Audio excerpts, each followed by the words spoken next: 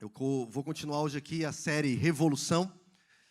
Há 2 domingos atrás nós começamos essa nova série. Eu ministrei no primeiro domingo sobre o que é revolução, a igreja, não como... Tem gente que fala assim, pastor, a igreja é um hospital. Quem já ouviu essa expressão? A igreja é um berçário, né? Não, brincadeira. Mas eu gosto de olhar a igreja como um centro de treinamento. É um local onde Deus pega a gente, onde Deus nos discipula, onde Deus treina a nossa vida, para que a vida real, de fato, ela acontece quando a gente sai daquelas portas e ali a gente vai poder ser cristão de verdade, fazer a obra de Deus de verdade. E Deus tem nos convidado, irmãos, a vivermos uma revolução na nossa vida pessoal, na nossa vida familiar e na igreja de Jackson, e na cidade de Jacksonville, amém? Se você não visitou ainda o nosso site, lagoinha.jacksonville.com, eu quero te convidar você a entrar no site. Você vai ver um pouco da nossa visão, daquilo que Deus tem falado para nós.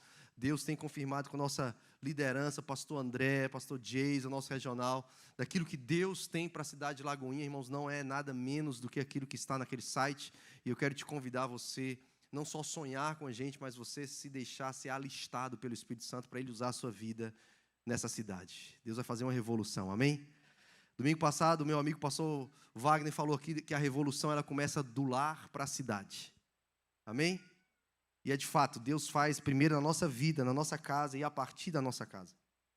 E hoje pensando sobre, na verdade essa semana pensando sobre o que eu ia ministrar, e tem surgido tantas coisas, irmãos, sobre essa série Revolução, Deus tem falado comigo, mas hoje eu quero falar com você sobre a revolução dos improváveis. Isso que Deus tem queimado no meu coração.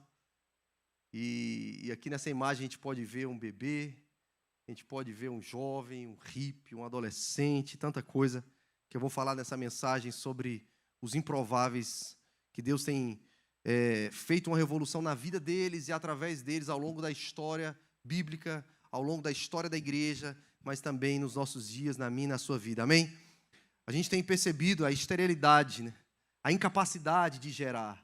Por isso aqui um bebê, e nós vimos hoje um testemunho da Bárbara, e nós vamos ter outro testemunho também em breve, mas que Deus é o Deus que toca ventres, amém? Deus é o Deus que visita, Deus é o Deus que diz haja, e o embrião surge, e o espermatozoide vem, e ele ovula ali vem o milagre da concepção da vida, desde o embrião, desde o ventre. E a palavra do Senhor diz lá no Salmo 139, verso 16, que Deus escreveu todos os nossos dias, antes que um deles viesse a existir, quando a gente ainda estava sendo formado no ventre da nossa mãe. Em Efésios 1,4 vai dizer que o Senhor nos elegeu nele antes da fundação do mundo. Irmãos, isso é uma loucura, acreditar que Deus tem algo para mim e para você antes mesmo da gente ser gerado no ventre da nossa mãe. Deus tem algo para mim e para você. Mas às vezes a gente está num cenário bem improvável. Talvez pessoas nasceram ou nascerão de ventres que eram estéreis, né? E a esterilidade, a fraqueza, a incapacidade, irmãos, a improbabilidade, né? O ser improvável. Meu Deus, improbabilidade, está certo? Nem sei. O ser improvável, às vezes é o cenário propício para a glória de Deus se manifestar. É o cenário, é o momento, sabe? É o palco para a glória de Deus brilhar e se manifestar para as pessoas. Se a gente olha para a história da Bíblia, muitas pessoas, elas viveram essa realidade. E eu amo a Bíblia por conta disso. A Bíblia ela não apresenta a história de pessoas perfeitas, né? A Bíblia não apresenta, talvez eu acho que o único perfeito foi o Cristo. O resto é tudo mal acabado, igual a mim e a você, né? O resto é tudo assim, imperfeito. A Bíblia ela não esconde as imperfeições. A Bíblia não esconde as fraquezas, irmãos. A Bíblia não esconde a incapacidade das pessoas. A Bíblia não esconde aquilo que era motivo de vergonha para a vida das pessoas, ser estéril, irmãos. A Jana pregou quinta-feira aqui sobre Ana. Depois você assiste, está lá, maravilhoso, no YouTube. Mas ser estéril para uma mulher, irmãos, era maldição, era vergonha, irmãos. Era desonra. Era símbolo da ausência da bênção de Deus, do favor de Deus. Mas a Bíblia não esconde essas pessoas, a Bíblia não esconde os nossos momentos escuros, terríveis. de lágrimas, de choro. Quem já passou dias de choro aí, deixa eu ver. Dias maus. Onde você achava que não ia ter mais jeito, irmão. Você pensava, pai, não sei o que eu faço. Aqueles dias que você se sente sem chão. Já teve alguém aí comigo, pelo amor de Deus? A Bíblia ela não esconde essas coisas. A Bíblia mostra pessoas de carne e osso, igual a mim e a você. Isso é maravilhoso. A Bíblia vai falar sobre Sara. Sara era esposa de Abrão.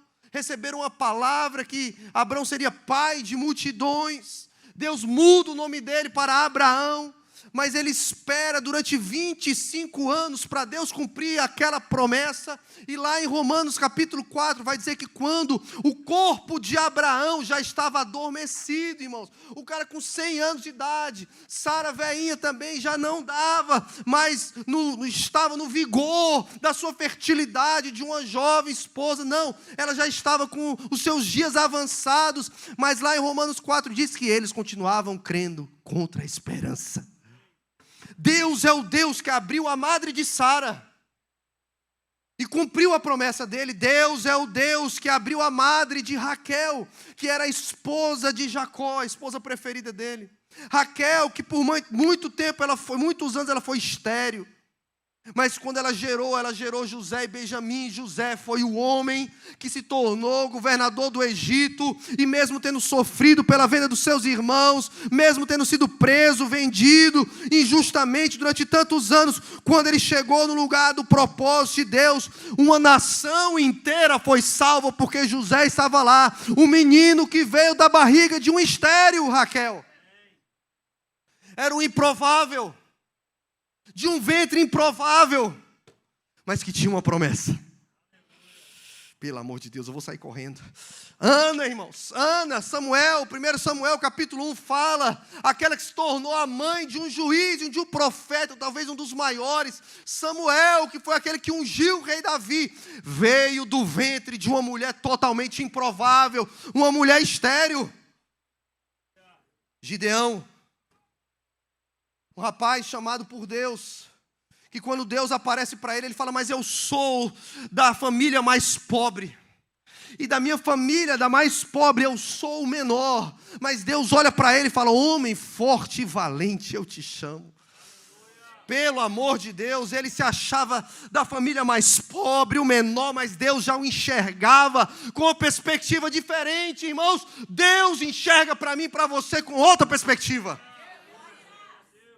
Mas foi esse cara que Deus usou, e foi contra ele, irmãos, que os medianitas se levantaram, mas ele se achava incapaz. Gideão, ele iria enfrentar um exército tão numeroso, que lá em Juízes capítulo 7, versículo 12, vai dizer que eram pessoas tão numerosas como um exército de gafanhotos, como a areia da praia do mar, um exército, uma nuvem de gafanhotos e a areia da praia do mar. Vocês acham que eram poucos soldados? Eram muitos. E o Senhor foi ao longo do capítulo 7 de Juízes, tirando toda a segurança de Gideão. Aquele que se achava o menor da família mais pobre, mas que Deus achava que era valente, ele junta um exército numerosíssimo para ir guerrear contra os midianitas. E Deus fala, você tem gente demais com você. E Deus começou a tirar de 10 mil, foi tirando, acabou que o cara só tinha 300.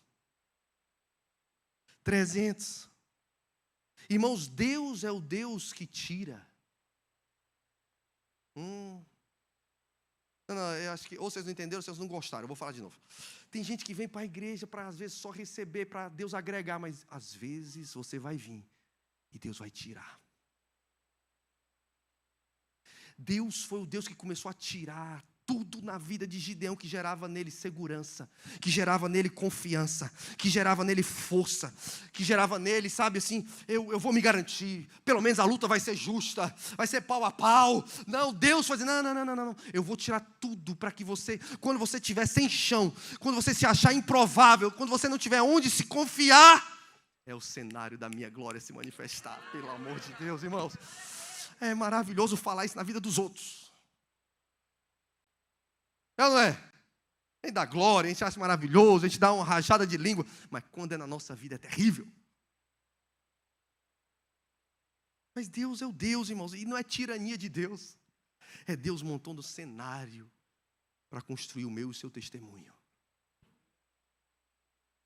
Pelo amor de Deus. Tem Isabel, mãe do cara que preparou o caminho para o Salvador. Irmãos, Jesus não precisava de ninguém para preparar o caminho para ele. Mas Deus, na sua soberania, escolhe mandar alguém para preparar o cenário para o ministério de Jesus começar. E esse cara, chamado João, é o João. Entendeu? Não era o Márcio. Nome bonito, né? Não era um cara com nome tipo Sylvester Stallone. Não era o João. Entendeu? Do ventre de um outro estéril, irmãos. Completamente improvável. E o cara recebe um nome que não era adequado. Porque todo mundo colocou uma pressão violenta na vida de Isabel e de Zacarias quando ele nasceu, porque o nome dele tinha que ser Zacarias ou de alguém também da linhagem dos sacerdotes, e o nome dele foi totalmente inapropriado, improvável aos olhos dos homens, mas aos olhos de Deus. Deus apareceu para Zacarias, Lucas capítulo 1, você pode ver do versículo 13 em diante, lá vai falar, Deus aparece para ele quando ele estava no turno dele, fala, ei, eu ouvi a tua oração, a tua mulher vai ficar grávida, vai ter um filho, o nome dele vai ser João, ele vai preparar o caminho para o Senhor, vai converter o coração dos pais aos filhos, dos imprudentes à prudência do justo, e vai habilitar para o Senhor um povo preparado. Lucas 1,17. Isabel, um estéril, que ela levanta aquele que seria a voz que clamou no deserto, dizendo, arrependam-se, é chegado entre vós o reino de Deus. Aquele que batizou o nosso Salvador, ele veio de um ventre improvável, ventre estéril. Moisés, irmãos, o libertador do Antigo Testamento, em Êxodo 3:11, quando o Senhor aparece para ele e o comissiona e o chama, ele fala, eu não sei falar, eu sou homem de língua pesada. Ele não se achava capaz, irmãos. Profeta Jeremias, chamado por Deus para ser profeta às nações, Jeremias, versículos 5 e 6, o Senhor o chama, o Senhor diz, eu te designei, eu te escolhi desde o ventre da tua mãe para ser profeta às nações, e ele, em resposta ao chamado de Deus, fala, ei, Senhor, eu não sei falar porque eu não passo de uma criança. Outro improvável. Isaías, o grande profeta, um dos meus preferidos, profetizou sobre a vinda de Jesus, centenas e centenas de anos antes do nascimento de Jesus, quando o Senhor vem e aparece para ele. Na verdade, o Senhor faz uma pergunta no céu. O Senhor faz assim, Isaías 6:8. A quem eu enviarei? Imagina Deus do céu, olhando para a terra, olhando para Jacksonville, e Deus está lá, pensando com Ele mesmo, talvez com o Filho, com o Espírito Santo, está lá, querubins, serafins, e Deus brada uma pergunta no céu, e Deus fala, a quem eu enviarei? Aí ele olha para o Filho, para o Espírito Santo, quem há de ir por nós? Deus libera uma pergunta no céu, irmão. Aí tem alguém na terra que fala, eis-me aqui. Tem alguém que ouviu a pergunta de Deus no céu e respondeu, Senhor, eis-me aqui. Envia-me a mim, Isaías 6. Agora, no versículo 5, quando Isaías está tendo essa experiência soberana, poderosa, sobrenatural com Deus, Isaías fala assim, mas eu sou homem de lábios impuros e habito no meio de um povo de impuros lábios. Ele se achava improvável. Ele disse, Senhor, eu olho para mim, eu vejo tanta incapacidade, eu olho para mim, eu vejo tantas coisas que me deixam inadequados.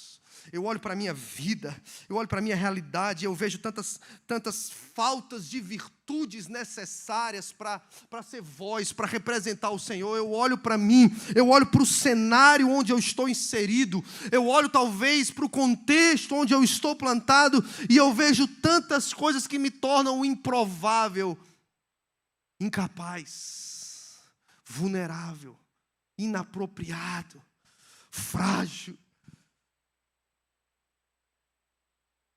Mas foi quem Deus usou.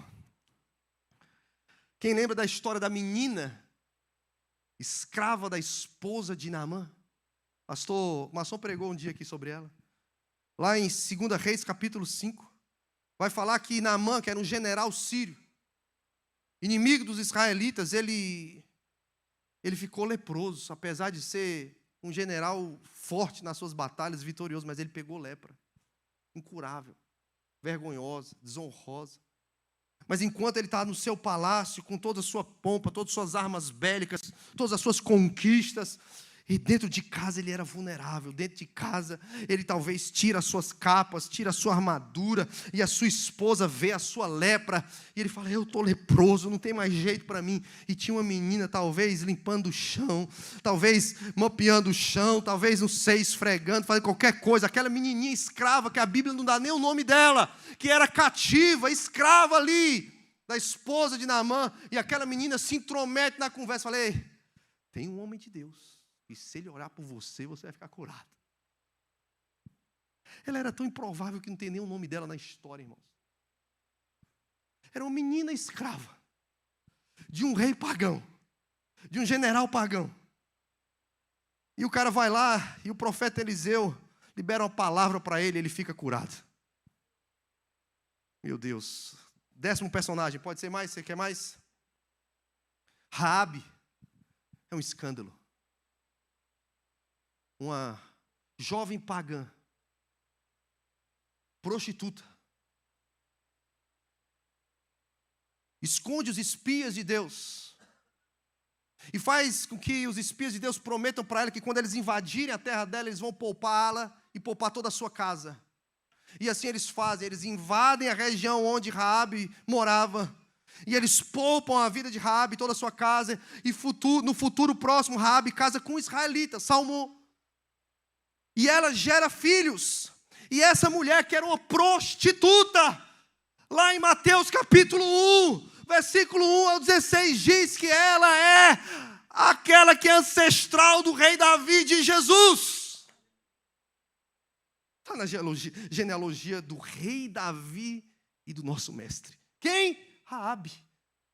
Uma mulher de Deus, uma pessoa que nasceu numa família nobre, uma prostituta.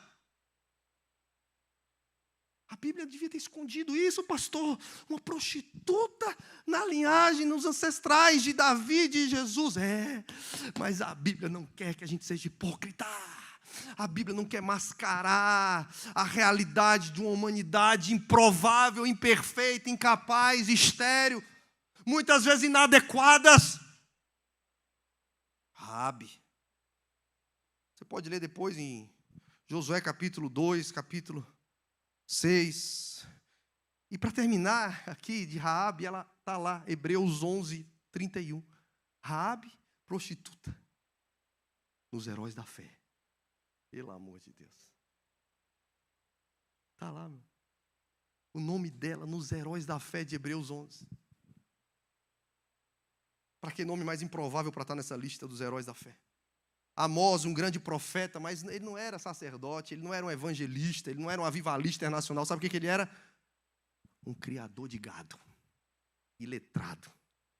Não era de uma família especial, sem instrução, sem família importante, mas foi quem Deus usou para confrontar o povo do seu pecado nos seus dias. Foi Amós, um criador de gado. História de Davi, 1 Samuel 17, vai lutar com o gigante Golias. Golias olha e fala: rapaz, isso é brincadeira que você vai mandar esse menino aqui. Vocês estão achando que eu sou um cachorro, um cão, por acaso, vocês mandarem essa criança para brigar comigo? Ele fala: rapaz, eu vou pegar a tua carne e vou dar para os animais, para as aves comer, rapaz. Porque ele era um pequenininho, menino improvável, diante de um Golias, gigante do exército filisteu. Mas ele vai no nome do Senhor. Pedro, grande apóstolo, mas que negou Jesus 3 vezes. 3 vezes. Jesus fala antes do galo cantar: você vai me negar 3 vezes, Pedro. A Bíblia podia ter escondido essa partezinha da vida dele, talvez só aquela noitezinha. Um dia ruim, uma noite ruim na vida de Pedro. Podia ter ficado assim, debaixo do tapete. Deus podia ter omitido isso. Intencionalmente, Deus não omitiu a falha de Pedro. Deixou lá. Mas mesmo assim, Jesus depois aparece para ele no final do livro de João e fala: Pedro, tu me amas? Eu te amo, Senhor, então apacenta as minhas ovelhas. Por 3 vezes, assim como ele negou 3 vezes, Jesus restaura ele 3 vezes, falando: tu me amas? Tu sabes que eu te amo, Senhor. Então cuida das minhas ovelhas. O cara que negou Jesus 3 vezes, irmão. Jesus fala: então, cuida das minhas ovelhas. Mateus, publicano odiado, traidor, enriquecia às custas da exploração do seu próprio povo e trabalhando para o Império Romano, inimigo do seu povo judeu. Não podia andar na rua que o povo cuspia nele, xingava, mas foi esse que Jesus para diante da coletoria e fala: ei, me segue. E Jesus vai lá e faz um jantar na casa dele, junto com outros publicanos e pecadores. Esse foi aquele que escreveu o Evangelho, aquele que andou com Jesus e tomou nota de tantas palavras, ensinamentos do Mestre. Era o improvável publicano odiado. Paulo, perseguidor da igreja, matava cristãos, perseguia cristãos, tinha ódio nos olhos. Mas foi para esse que Jesus apareceu. Foi esse que Jesus mudou, resgatou, e foi o cara que escreveu mais livros do Novo Testamento, apóstolo Paulo. Um grande improvável, que se sentia completamente incapaz. Se você abrir comigo em 1 Coríntios capítulo 1, solta para mim, por favor, 1 Coríntios capítulo 1. Paulo sabia tanto que Deus chama os improváveis e que ele era um grande improvável, que ele escreve isso para os coríntios aqui. 1 Coríntios capítulo 1, versículo 26. Versículo 26 em diante, até o 30. Até o 29. Lembre-se, irmãos, de que poucos de vocês eram sábios aos olhos do mundo, ou poderosos, ou ricos quando foram chamados. Pelo contrário, Deus escolheu as coisas que o mundo considera louca para envergonhar os sábios, assim como escolheu as coisas fracas para envergonhar os poderosos. Deus escolheu coisas desprezadas pelo mundo, tidas como insignificantes, e as usou para reduzir a nada aquilo que o mundo considera importante. Portanto, ninguém jamais se orgulhe na presença de Deus. O texto vai falar, irmãos, que Deus chamou os que não são. Ah, pastor, nós estamos aqui. Nós somos o povo bom de Jacksonville. Não, nós somos os que não são, irmão. Entendeu? Nós somos o que o mundo despreza. Nós somos aqui os insignificantes. Nós somos os desprezados. Nós somos que não vêm de nome nobre. Somos nós. Eu e você. Ninguém dá um glória, né? É maravilhoso. Né? É ruim mesmo ser desprezado, ser insignificante. Não ser nada. Aos olhos dos homens, Deus chama esses. Para quê? Chama os fracos mesmo. Para envergonhar os que se acham fortes. Os que não têm sabedoria nenhuma, ele humano. Aqueles que estão cheios de diploma, de anel no dedo. Aí Deus pega um mal acabado como eu e você, como Pedro, que não sabia nem falar. E os caras falam: rapaz, onde é que esse cara fala com tanta autoridade? Ele não é um analfabeto, pescador ali? Mas ele andava com Jesus. É para confundir as pessoas, irmão. É para que as pessoas olhem e falem: rapaz, só pode ser Deus. É uma revolução louca. É um escândalo, irmãos, que Deus vai fazer em Jacksonville. É um escândalo. Não vai fazer sentido. É loucura. Tem tantos outros personagens. O próprio Paulo continua falando em outros textos que ele se acha totalmente incapaz, inapropriado. 1 Coríntios capítulo 15, versículo 10, ele vai dizer assim, ó: pela graça de Deus eu sou o que sou. Paulo sabia que não era ele, irmãos, que não era a capacidade dele. O grande avivamento da Rua Azusa, que gerou 660 milhões de crentes pentecostais hoje, na verdade, mais de 660 milhões de crentes pentecostais, são fruto de um ministério de um homem negro, cego de um olho, filho de ex-escravos, que foi expulso da denominação que ele era pastor. que a igreja dele começou numa casa, foi para um quintal, depois foi para um prédio na Rua Azusa 320, que era um antigo estábulo queimado, acabado. Mas foi lá que Deus tocou o mundo daquela época, sem ter internet. E toca até hoje. Foi através dele. Adolescentes e jovens da América, entre o ano de 1967 e 1973, hippies, rebeldes, viciados em droga, contra todo tipo de padrão de formação familiar dos seus dias, contra a pátria por conta do período da Guerra do Vietnã, contra a fé dos seus pais, eles se rebelam. E eles vão para o movimento hippie que surge naquela época, do final da década de 60, começo de 70. E aí surge o Woodstock, droga, sexo, rock and roll, paz e amor. Ninguém é de ninguém, meu amigo. Entendeu? Cabelão grande, camisa aberta, chinelo, aqueles na margem da sociedade, os improváveis. Mas começam a se converter. Alguns hippies. No ano de 1967, na Califórnia.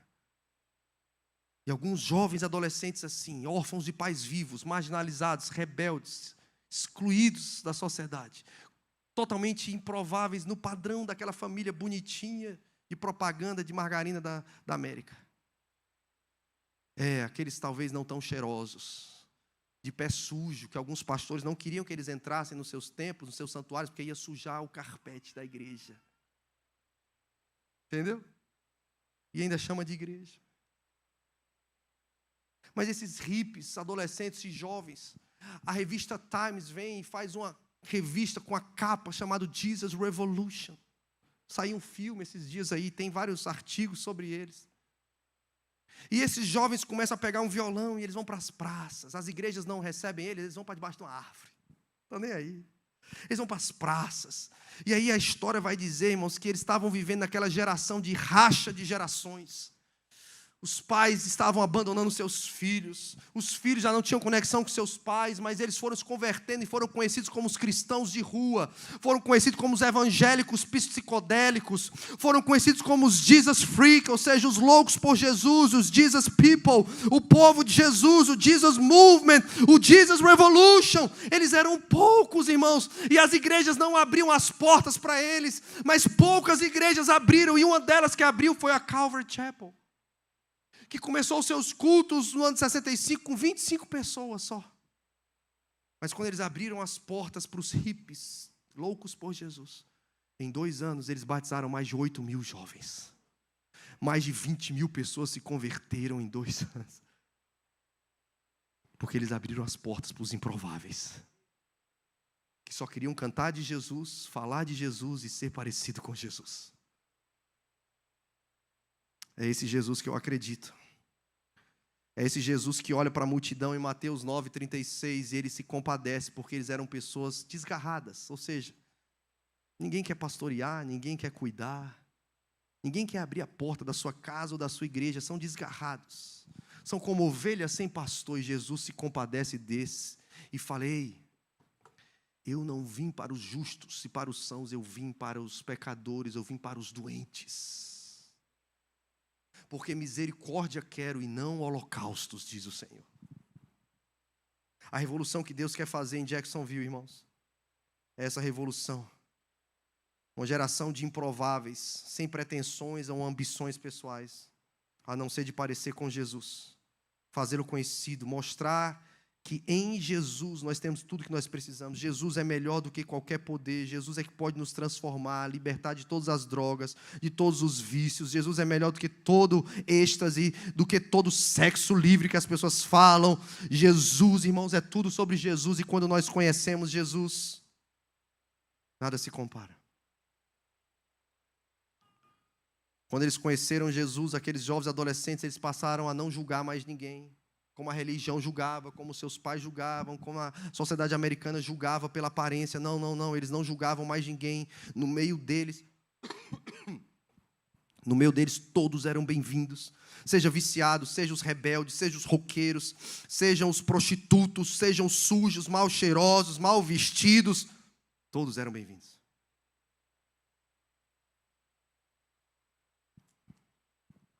O próprio Jesus, improvável, nasceu numa manjedoura, não num palácio. Jesus veio para os improváveis.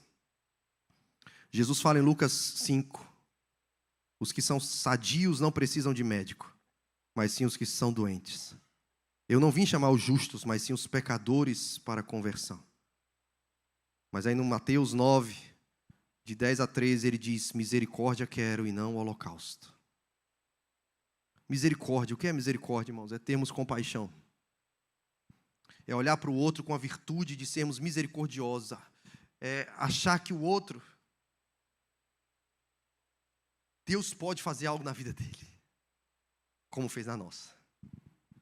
Porque tem compaixão quem foi alcançado por ela. Ama quem foi alcançado pelo amor. 1 João 4, se não me engano, 19, diz que nós amamos porque Ele nos amou primeiro. Jesus vem para os doentes, irmãos. Jesus vem para os que não estão saudáveis. Jesus vem para aqueles que não têm capacidade. Jesus vem para aqueles que estão estéreis. Jesus vem para aqueles que estão se sentindo fracos. Jesus vem para aqueles que não têm onde segurar, em quem recorrer, em quem confiar. Jesus vem para mim e para você, os improváveis. A questão é, irmão, será que nós admitimos que nós somos assim? Ou a gente acha que a nossa condição moral faz a gente olhar para as pessoas de uma forma superior? Não, se a gente não entender que nós somos os improváveis, fracos, estéreis, incapazes, os doentes, Jesus não veio para nós. Quando nós assumimos as nossas debilidades, nossas fraquezas, quando a gente tira as nossas máscaras, né? Hipócrita era aquele que usava máscara, né? Naqueles teatros, né?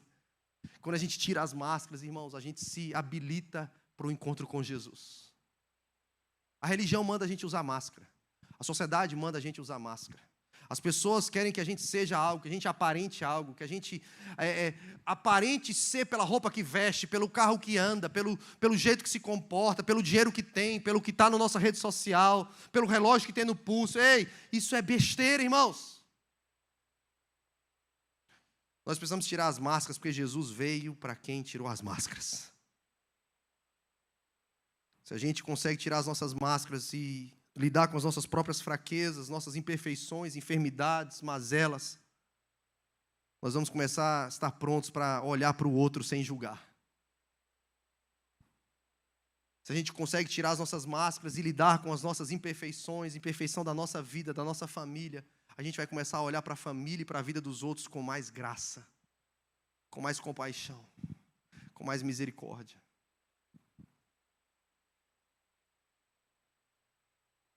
Lucas, eu quero que abra esse aqui, por favor, Lucas 7. Vocês estão comigo, gente?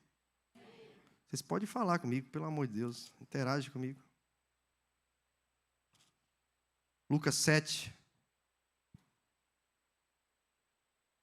versículo 41.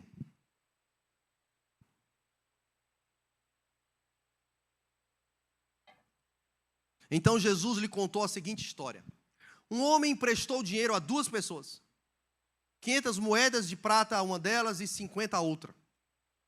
Como nenhum dos 2 devedores conseguiu lhe pagar, presta atenção, ninguém tinha dinheiro para pagar, irmão. Ele generosamente perdoou ambos e cancelou suas dívidas. Qual deles amou mais? O amou mais depois disso? Simão respondeu, suponho que aquele de quem perdoou a dívida maior. Você está certo, disse Jesus. Então voltou-se para a mulher e disse a Simão, veja essa mulher ajoelhada aqui quando entrei em sua casa. Você não ofereceu água para eu lavar os pés, mas ela os lavou com suas lágrimas e os secou com seus cabelos. Você não me cumprimentou com um beijo, mas desde a hora que entrei ela não parou de beijar os meus pés. Você não me ofereceu óleo para ungir minha cabeça, mas ela ungiu meus pés com um perfume raro. Eu lhe digo, os pecados dela, que são muitos, foram perdoados.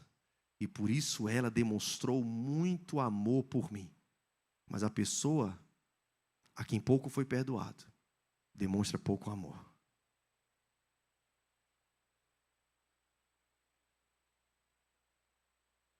A revolução que Deus quer gerar nesses dias em Jacksonville, irmãos, são de pessoas que têm a consciência que foram muito perdoadas. Pessoas que são muito perdoadas, elas muito vão amar o Senhor. Elas muito vão falar do que Jesus fez na vida delas. Aquela mulher, ela derramou um nardo raríssimo, um bálsamo raríssimo, aos pés de Jesus. Aos olhos das pessoas, estava desperdiçando. Para ela ainda era pouco. Se ela tivesse outro vaso, ela quebrava outro. Porque ela sabia a quantidade de pecado que o Senhor tinha perdoado dela. Ainda era pouco. Ela não parava de beijar os pés de Jesus.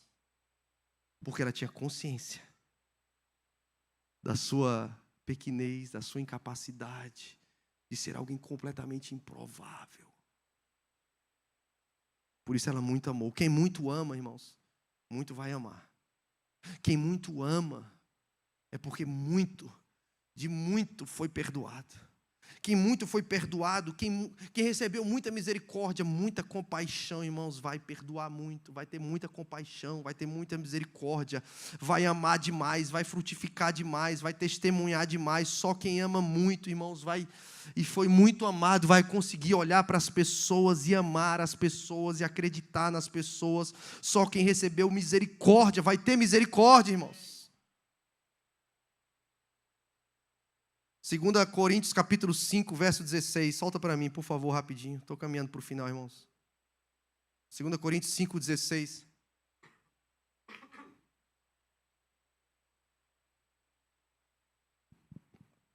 Portanto, não avaliemos mais ninguém do ponto de vista humano.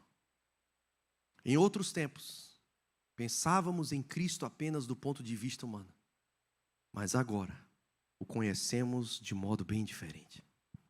Paulo está dizendo que quando a gente tem um encontro pessoal com Jesus, quando nós nos convertemos, nos tornamos seguidores de Jesus, cristãos, a gente passa a olhar para as pessoas com outro tipo de olhar. Nosso ponto de vista vai ser diferente. Depois que a gente se converte, a gente não pode mais julgar as pessoas como nós julgávamos antes. Não podemos mais descartar as pessoas como descartávamos antes, segundo os padrões da sociedade capitalista americana. Não podemos mais julgar as pessoas segundo o olhar da religião. Ah, não, aquele ali não. Deus não vai usar aquele ali. Aquele ali abrir um GC, aquela ali ser líder de GC. Irmãos, a igreja que eu quero pastorear, a igreja que nós estamos construindo em Jacksonville, é uma igreja que não vai julgar as pessoas. As pessoas podem falar o que quiser da gente, irmãos. Ah, é fácil ser crente na Lagoinha. É. Aqui nós não vamos julgar as pessoas. Porque eu sei de onde Deus nos tirou. Eu sei quem eu era. Eu sei o que Deus fez na minha vida. Você sabe o que Deus fez na sua. Como é que a gente vai ter coragem de olhar para alguém de cima para baixo? Não cabe a nós, irmãos. Nós éramos os desprezados, os que não eram nada, e o Senhor, ainda pela sua misericórdia, faz alguma coisa em nós e através de nós, irmãos. Não, o que Deus vai começar em Jacksonville vai ser uma revolução, irmãos. Mas deixa eu te falar uma coisa. A revolução que Deus vai começar em Jacksonville não vai ser através de pessoas perfeitas. Não vai ser. Definitivamente. Dos mais cheirosinhos, dos mais bonitinhos, dos mais arrumadinhos. Não. A revolução que Deus vai fazer em Jacksonville não vai ser através das famílias modelo. Sabe aquelas famílias de pôster? Todo mundo olha e fala, uau. Ei, ali nem a família é britânica, mas é fake. É só pose para foto. No quadro é todo mundo muito bonito, irmão. Mas vai entrar dentro de casa para você ver como o pau quebra. Tem problema, irmão? Tem problema no casamento? Não tem problema, Deus vai te usar do mesmo jeito. Está com dificuldade, irmão? Mas é por isso que a gente precisa de Jesus. Igreja não é lugar de gente perfeita. Igreja é lugar de pessoas que estão em processo de transformação, de glória em glória, até que Jesus volte. Não, a revolução que Jesus vai começar não é através, sabe, de jovens fortes, que nunca erram. Não, a revolução que Deus vai começar em Jacksonville não é através de adolescentes santos, 100% perfeitos, completamente obedientes aos pais e Não. Deus vai usar muito jovem adolescente improvável pra caramba. Vai confundir nossa cabeça. A gente vai ficar assim, não, ele, Deus, eu só estou fazendo o que eu já sei fazer, é minha especialidade. Pegar o improvável e usar para a minha glória. A revolução que Deus vai fazer em Jacksonville não vai ser através de pessoas normais. Ai, pastor, que bom. Eu não sei você, mas tira um peso das minhas costas. Posso falar a verdade? Irmãos, talvez eu era o menos provável para estar pregando aqui todo domingo.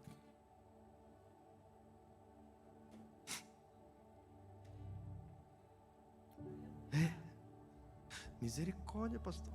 Pastor André Valadão sabe disso? Sabe? Óbvio que eu não vou contar os meus podres para todo mundo, que eu não sou besta. Tem gente com língua grande demais. Tem gente que quer ouvir suas falhas, não para se encorajar que Deus pode usar ela também, mas para te difamar. Essas aí, irmão, não me interessa o que elas pensam de mim. Eu aprendi com o meu primeiro pastor: cuida do teu caráter e da tua reputação, vai cuidar Deus. O caráter eu consigo cuidar, da minha reputação não. Pense o que quiserem pensar, fale o que quiserem falar. Nem Jesus agradou todo mundo. Angel, mano, é a nossa família que Deus vai usar. Mal acabados, imperfeitos, improváveis. Mas somos nós que falamos: eis-nos aqui, Senhor. Eu sou igual a Isaías, Jeremias, Gideão. Mas o Senhor não está atrás de pessoas perfeitinhas. Ele está atrás de pessoas autênticas, que tiram as máscaras, assumem as suas fraquezas e falam: Senhor, se o Senhor quiser me usar desse jeito aqui, ó, então me transforma. Me dá força onde eu sou fraco. Me dá capacidade onde eu sou completamente incapaz. Usa, apesar de eu estar sentindo completamente sem chão. Irmãos, nós somos improváveis, uma igreja imigrante na maior cidade da América. O que Deus vai fazer é uma revolução extraordinária. E as pessoas vão dizer: só pode ter sido Deus. É pura graça de Deus. É pela fé em Jesus, é pelo poder do Espírito. Vai escandalizar muitos. As pessoas vão falar que é loucura. As pessoas vão falar: não, quem é esse povo? Mas quando a gente começar a batizar centenas e milhares de pessoas, para nós, esse é o nosso salário. Não é o que as pessoas pensam de nós. Hoje foram 4 que tiveram sua vida transformada, selada pelo poder do Espírito. E nós não estamos aqui para construir prédios para mostrar às pessoas. A nossa obra é dentro de pessoas e não em tijolos. E assim como Deus fez na vida de Sara, de Ana, de Gideão, de Amós, de Davi, de Jeremias, de Isaías, de Pedro, de Paulo, de Jesus, de William Seymour, dos hippies, Deus vai fazer de novo. Deus vai fazer de novo, Nós não oramos e os céus estão fechados. Deus ouviu cada um do nosso clamor. E não é porque Deus escolheu e tem preferência em usar a lagoinha. Não. Deus vai fazer o que está na Bíblia. O Deus da Bíblia não mudou. Ele traz filho para um ventre. Deus, quando quis levantar os libertadores, irmãos, Ele levantou todos eles de um ventre estéril. É a pedagogia de Deus. Quando Deus quer levantar um profeta, quando Deus quis levantar um libertador, Ele tirou de um lugar extremamente improvável. O Salvador não nasceu num palácio, de uma família perfeitinha. Na verdade, Maria foi difamada, José talvez foi tido como corno, mas foi dessa família que nasceu Jesus. Ei! Só deixa Deus usar a sua família, irmão. Entendeu? Vamos tirar as máscaras. Vamos deixar Deus fazer na nossa vida o improvável, irmãos. Tem tantas pessoas precisando encontrar um Jesus de verdade, de pessoas de carne e osso de verdade. Eu acredito no poder de Deus, eu acredito no sobrenatural, no milagre, mas Deus sempre fez isso através de pessoas que não eram, que não tinham, que não sabiam. E Deus vai fazer de novo. Deus já está fazendo, irmão. Olha para o lado. Nós só temos 1 ano e meio de igreja. Isso é milagre, irmãos. E Deus quer fazer um milagre na minha e na sua casa. Fique em pé comigo, deixa eu orar por você um pouquinho.